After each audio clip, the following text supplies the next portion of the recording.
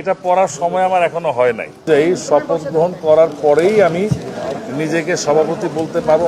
এখন পর্যন্ত সভাপতি মিশা সওদাগর সাহেব। আসলে ব্যাপারটা হচ্ছে যে আজকে মাত্র প্রসিডিউরটা শেষ হলো, মানে একটা নির্বাচনটা শেষ হলো, নির্বাচনের ফলাফল ঘোষণা হয়েছে। আরো কিছু কাজ বাকি আছে, সেটা হচ্ছে যে আপিল বোর্ড ডিক্লেয়ার যখন দিবে যে কোনো আপিল আপত্তি হয়নি, তারপরে যখন ফাইনালি চারটা টাঙানো হবে যে this committee is legally elected committee, then আমরা যখন শপথ গ্রহণ করব তারপরেই আপনারা এখন পর্যন্ত সভাপতি মিশা সওদাগর সাহেব, আমি আজকে নির্বাচনে বিজয়ী হয়েছি, কিন্তু শপথ গ্রহণ করার পরে আমাদের কনস্টিটিউশন অনুযায়ী শপথ গ্রহণ করার পরেই আমি নিজেকে সভাপতি বলতে পারবো, অথবা আপনারা আমাকে অ্যাড্রেস করতে পারবেন অ্যাজ এ প্রেসিডেন্ট। নির্বাচনটা শেষ হলো, নির্বাচনের ফলাফল ঘোষণা হয়েছে। আরও কিছু কাজ বাকি আছে, সেটা হচ্ছে যে আপিল বোর্ড ডিক্লেয়ার যখন দিবে যে কোনো আপিল আপত্তি হয়নি, তারপরে যখন ফাইনালি চারটা টাঙানো হবে যে this committee is legally elected committee, then আমরা যখন শপথ গ্রহণ করব তারপরেই আপনারা এখন পর্যন্ত সভাপতি মিশা সওদাগর সাহেব, আমি আজকে নির্বাচনে বিজয়ী হয়েছি, কিন্তু শপথ গ্রহণ করার পরে আমাদের কনস্টিটিউশন অনুযায়ী শপথ গ্রহণ করার পরেই আমি নিজেকে সভাপতি বলতে পারবো, অথবা আপনারা আমাকে অ্যাড্রেস করতে পারবেন as a president. But let me finish. এই যে ফুলের মালাটা না, এটা হয়েছে কি, এটা আমার প্যানেলের যারা আমার শুভাকাঙ্ক্ষী ছিল, যারা আমাকে ভালোবাসতো, তারা পরিয়ে দিয়েছে। এটা পড়ার সময় আমার এখনো হয় নাই।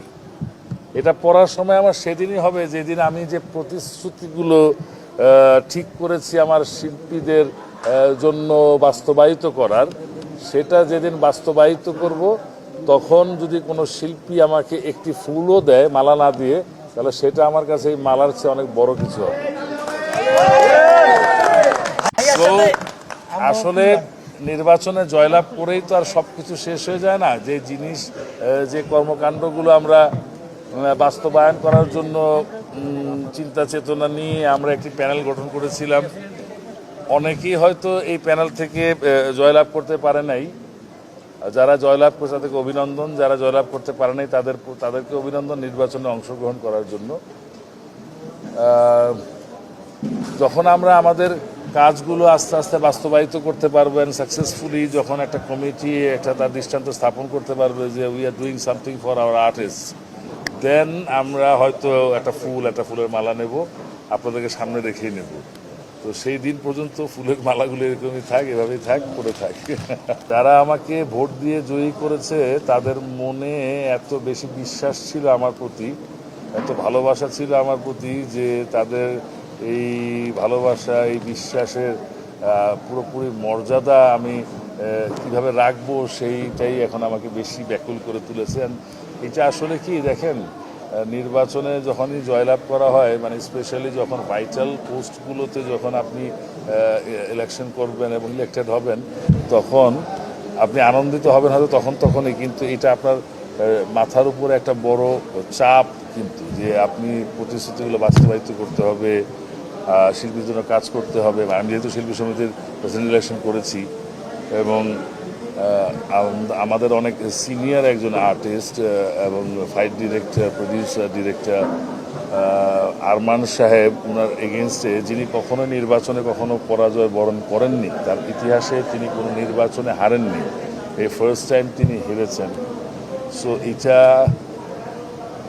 অনেক বেশি পাওয়ার। তারপরেও বলবো যে না, বেশি পাওয়ার না, কারণ খালি জয়লাভ করে গেলেই কি হয়ে গেল, না, তা না। জয়লাভের পরেই কিছু করতে পারাটা অনেক বড় ব্যাপার। আর I am very proud that আমি একটা 21 জনের যে প্যানেল করেছিলাম, সবাই খুব স্ট্রংলি প্যানেলের জন্য কাজ করেছে, এবং আমাদের প্যানেলকে সাকসেসফুলি জয়লাভ করানোর জন্য তারা সহযোগিতা করেছে। আমরা ইসি থেকে 7 জন আর পোর্টফোলিও থেকে 6 জন জয়লাভ করেছি। সো সবার অনেক বেশি এফোর্ট ছিল। থ্যাংক ইউ আপনাদের thank you all my journalist friends and brothers that আপনারা সাপোর্ট করেছেন। বিভিন্ন সময় বিভিন্ন আমাদের স্পিচগুলো, বিভিন্ন বক্তব্যগুলো আপনারা সুন্দরভাবে প্রচার করেছেন যে what we are trying to do, what we want to do for the artist association.